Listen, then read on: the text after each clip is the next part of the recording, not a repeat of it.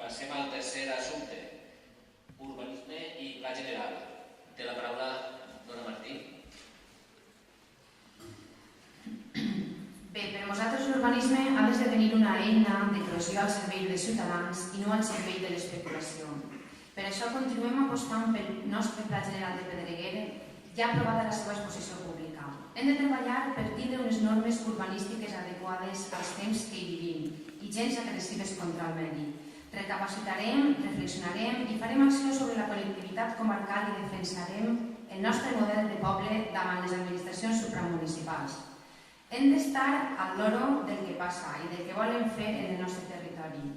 També tenim que educar i culturitzar en aquesta àrea, començant en les escoles. Tenim que reordenar el nou alfast, la zona verda i dotacional, i donar-li accés a l'escoleta infantil, ja que queda fora de l'urbanització. També estem per a crear un Consell Municipal d'Urbanisme i Medi Ambient, programar apartaments dins la trama urbana, millorar i resoldre els encreuaments i accessos a les urbanitzacions i assegurar l'abastiment humà d'aigua potable del nostre poble. En aquest pla general, el model territorial que es planteja respon a les necessitats i propostes resultats de la participació ciutadana realitzades en l'àmbit de l'Agenda 21 local. I en oposició als tradicionals models de creixement que són grans consumidors de sòl. El sòl és un recurs natural no renovable. I recursos. El Pla General d'Ordenació Urbana Pedreguer defineix els següents objectius parcials. Creixement moderat del sòl urbà i nul del sòl urbanitzable, consolidant i colmant els nuclis urbans existents, modificant la delimitació del sòl urbà existent, incloent únicament les parcel·les que tinguin la condició de solar. Aquest sòl vacant existent és suficient per a donar cabuda al creixement vegetatiu de la població. Durant la vigència del Pla General d'Ordenació Urbana, que són 10 anys. Protecció efectiva de la muntanya gran, de gran interès ecològic, així com d'altres muntanyes per seu interès conreguladors del paisatge. Potenciació del model de ciutat compacta. Es classifiquen com a sòl no urbanitzable comú les zones disseminats rurals existents les partides de la Xara, Barranquet, Torre de Benimarmut, Rosers i Cometes. Solucionar de forma definitiva l'evacuació d'aigües en tot el terme municipal. Protegir i potenciar el patrimoni històric, arquitectònic i arqueològic. També la protecció del nucli històric de la població. Es limita el creixement en alçada de l'edifici. La creació d'una trama d'itineraris de vianants i ciclistes. Creació de zones d'aparcament en sòl urbà. Adequar noves necessitats de l'ecoparc. Reserva de sòl per habitatge de protecció pública. Zona de Borissa igual als 18 habitatges. Aquest document de referència no naix esgotat. Aquesta és una proposta de la ciutadania que replanteja el model territorial del nostre poble. Cal recordar que el procés d'Agenda 21 local es troba encara obert. Es tracta d'una estratègia de desenvolupament a mitjà, llarg termini, que no hauria de tancar-se, sinó integrar-la en la manera de treballar de l'administració local per ajudar així a una major participació municipal.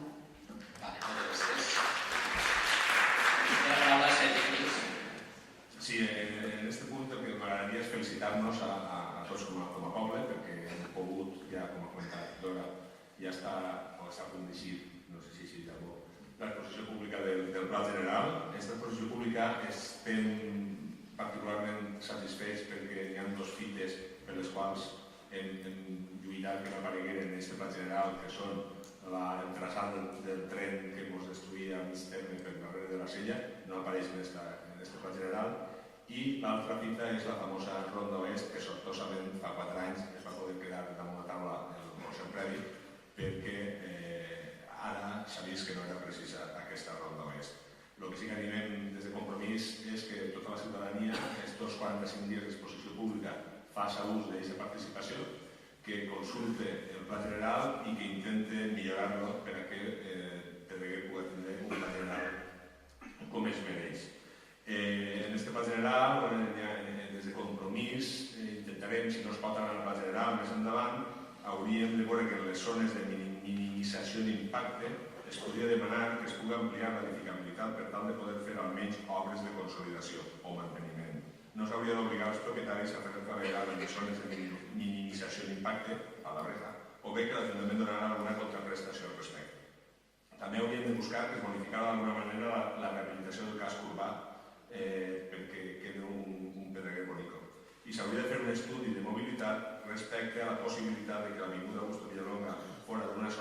connexió per a descongestionar-lo una mica i la possibilitat de peatonalitzar el centre del poble, sempre que vaig acompanyat d'un altre estudi que pugui estar acompanyat de zones d'aparcament per a aquells llocs d'aparcament, per a aquells llocs que s'eliminarien si és possible o no és possible. Pel que fa a més mesures en urbanisme, mantindrem el pacte d'alcaldies per una energia sostenible local, incentivarem l'ús de vehicles híbrids i electrodomèstics ecològics, repensarem els sentits dels carrers d'entrada i eixida del poble i els aparcaments, com han demanat associacions com la de comerciants i molta gent del poble, que pensa que conforme està ara l'entrada al poble li donen prestància al poble, i pel que fa al medi ambient, que estaria l'urbanisme, reforestarem amb espècies autòctones els terrenys forestals municipals, crearem un nivell forestal municipal de plantes autòctones, netejarem o requerirem que es netegen els cursos d'aigua del poble i dedicarem un taller ocupacional a la reparació i manteniment de les sendes de la muntanya gran. Molt bé.